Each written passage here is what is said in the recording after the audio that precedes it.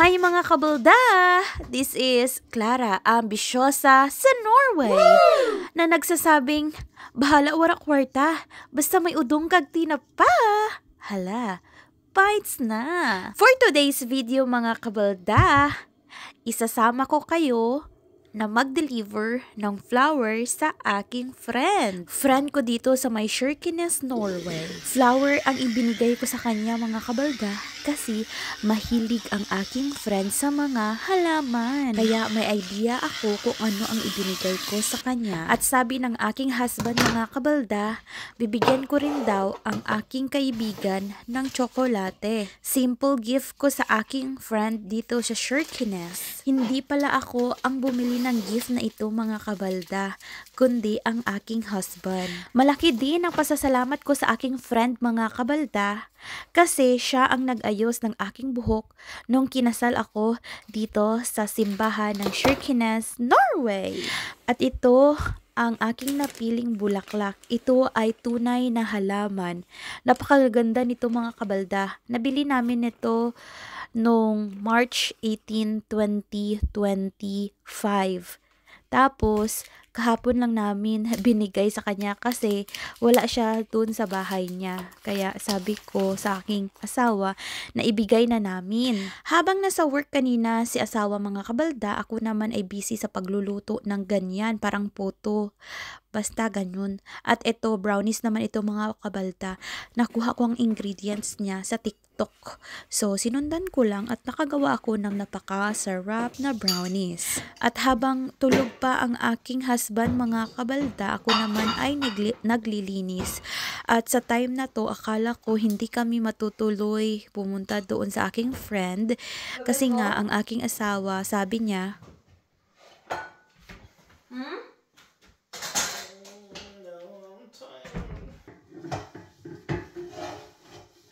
sabi niya nga, tired nga daw siya, kaya hinayaan ko na lang at nagpatuloy na ako sa aking ginagawa. Sabi ko, baka bukas na namin to ma-deliver kasi tired si Thomas. So, ang ginawa ko na lang mga kabalda, sabi ko, sige nga, mag-tea na lang ako, hayaan ko na lang muna siya matulog. Kasi, alam niyo naman mga kabalda, pagod na pagod siya sa work niya. So, intindihin na lang natin si Toto mga kabalda. Sa time na to mga kabalda, hindi na talaga ako nag-e-expect na makapunta pa kami sa may labas. Kasi nga, ang iniisip ko, baka magising siya ng 7 p.m. Alam nyo ba mga kabalda, itong tea na to mga kabalda is nakakatulong talaga sa akin na mag-poop every day. Kahit sa Pinas pa ako mga kabalda, alam nyo ba na minsan lang din ako na magpupoops or minsan nahihirapan ako magpoops. So, need ko talaga na magpoop every day. Kasi nga, ang sabi nila, delikado nga daw sa tiyan pag hindi tayo magpoop every day or every other day. Alam nyo mga kabalda, sa Pinas pa lang ako mga kabalda, nagpupoops ako mga 3 days, after 5 days, mga ganyan mga kabalda. Minsan naman every other day, pero hindi siya consistent. Kaya nung sa Pinas pa ako, umiinom ako ng Bigger Light tea.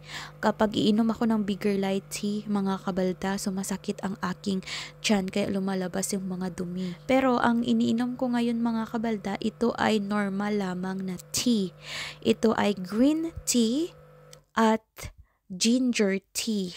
Nakita ko din mga kabalda sa may TikTok, even sa Facebook, na mas okay daw na uminom tayo ng green tea para okay ang ating body. Kasi mga kabalda, hindi ako mahilig sa dark coffee. Coffee na walang sugar. Gusto ko sa may coffee is may sugar and milk. Umiinom ako ng tea mga kabalda every day and 2 times a day, morning at saka evening. At alam nyo ba mga kabalda, umpisa na uminom ako ng tea na yan. Minsan twice a day or 3 times a day ako nagpupoop. O 'di ba? Ang laking tulong talaga sa tiyan ko mga kabalda. At alam niyo naman mga kabalda, bloated na bloated talaga kasi ako. Kaya nakakatulong talaga yang tea na yan, tsaka utot ka pa ng utot. Makakasabi ka na lang na, "Thank you God." Kumakain din pala ako mga kabalda ng prunes. Ang prunes na yan is dry prunes. So nakaka-help siya para maka-poops din ako. So everyday ko yan ginagawa. Magwa 1 week na. So, very effective talaga mga kabalda. Bago nga ako nagbihis mga kabalda, ang aking asawa is hindi pumayag na magpajama ako palabas. Eat berries. That will be in August though. So much berries in the start. Sabi ko sa kanya mga kabalda na i-drop off lang namin yung gift na ibinigay ko. Pero mga kabalda, ayaw niya talaga. Dapat daw magbihis daw talaga ako. Kaya nagbihis na lang ako ng panlabas ko na parang winter cycling, parang ganun. At hindi na ako nagbihis ng aking t-shirt kasi nga matatakpan din naman ng winter jacket. Kaya yun sa nakikita nyo, ang suot kong t-shirt ay ang t-shirt ng aking asawa. At sa wakas mga kabalda, na-deliver na din natin ang ating gift sa ating friend. Happy birthday! After 5 minutes na pag-uusap, nakabalik na din ako sa car. And thank you Lord, hindi na bored ang aking asawa sa car. So sabi niya, ako na lang daw ang papasok. Kasi nga, dyan na lang siya sa car, hihintayin na lang daw niya ako at sabihin ko daw sa friend ko na best regards daw. So, ayun, sinabihan ko naman at happy din ang aking friend sa aking regalo. And kahit simple lang yan aking regalo, friend, yan ang bet kong flower para sa iyo. Pagpasensyahan mo na. At na-shock ako mga kabalda kasi andito kami sa Kiwi. Kaya pala na hindi siya papayag na magpajama ako kasi nga andito pala kami sa Kiwi pupunta. Diyos ko, dadaan pala kami dito. I don't know what happened to my husband, but Come here. calm down! Ano kaya bibili namin? That's why. Kaya pala, ayaw niya akong kasi pupunta pala kami dito sa Kiwi.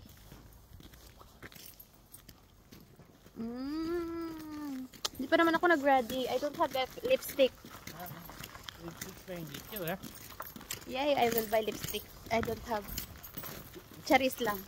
Joke. Du ska få köpa lipstick nu. Nej. Nej, no lipstick daw. He said. Lisa Shirkenes.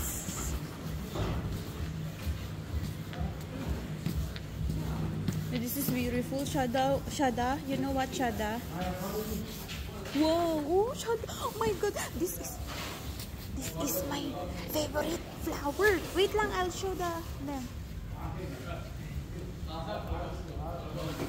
Shada. It's very beautiful. Vilken färg är du bäst? Which color? Which color? What is your favorite color? Here? I think this one. All of them. There's no A. I want all of the color. Oh my God. Burgundy. It's nice. It's beautiful. Oh. Vergara. Where? Vergara. It's beautiful. You don't like this one? Huh? Where is this? It's very nice. What happened to you? Shaga. Binilan niya ako ng flower. What happened to my husband? Wow! He said he is on diet and then he bought this solo.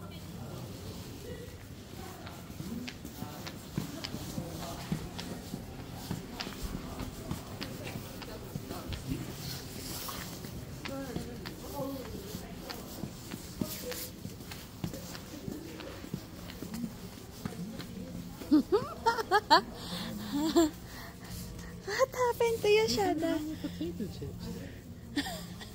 Looking at me, I'm not looking to be crazy or something. There's Mercy.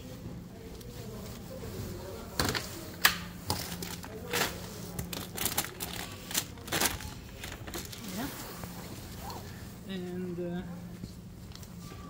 do we have still this left? I don't know. Yeah, I think so.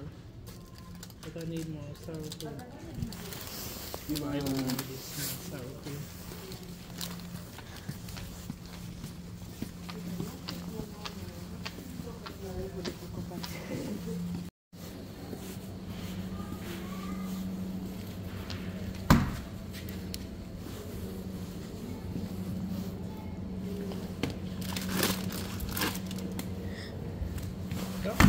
There's Mercy.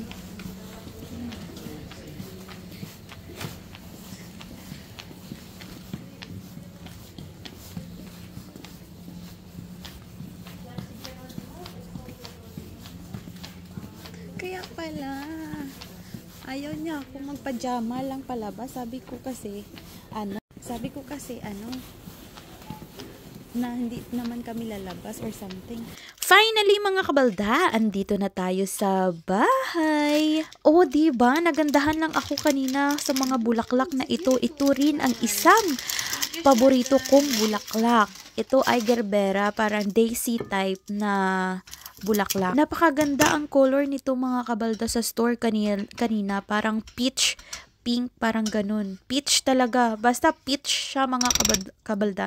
Ang ganda ng color nito. Yun, nakikita nyo kanina, may mga yellow, may mga iba-ibang color na andoon. Pero parang ito yung rare ko lang nakita sa mata ko na color peach. At ito naman ang nakuha ni Thomas. You are so creepy. Hindi ko expect na bibilhin niya to kasi nagandahan talaga ako nito.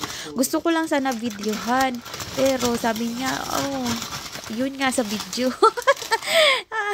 Nabudol si Thomas. Hindi ko alam na bibilhin niya. Sana kung alam ko lang na bibilhin niya, sana yung daisy na lang talagang kinuha ko kasi madidiligan ko pa.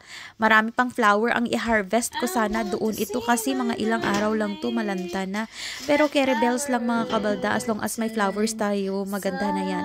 At wala din akong vase, mga kabalda, no? Ang ginawa ko na lang dyan is Nescafe na lagayan ang ginamit ko para i-vase ko sa aking flower. So, ayan, di ba na-recycle din? Kasi hindi naman nagagalit, I mean, parang nagsasabi lang siya na bakit ba yan recycle ang mga ganyan. Sabi ko, magagamit natin yan. Chill ka lang, lagay mo lang dyan kasi magagamit yan. Yun nga, hindi nga ako nagkamali, mga kabaldan. Nagamit nga talaga yung Nescafe na yan. So, ayun nga, mga kabalda, mag-movie marathon na kami ni Toto. At ayun lang, please don't forget to like, subscribe, and comment down below. And this is Clara Ambisyosa na nagsasabing, bahala, wala kwarta, basta may udong kag tinapay. Hala, thanks na. Mwah!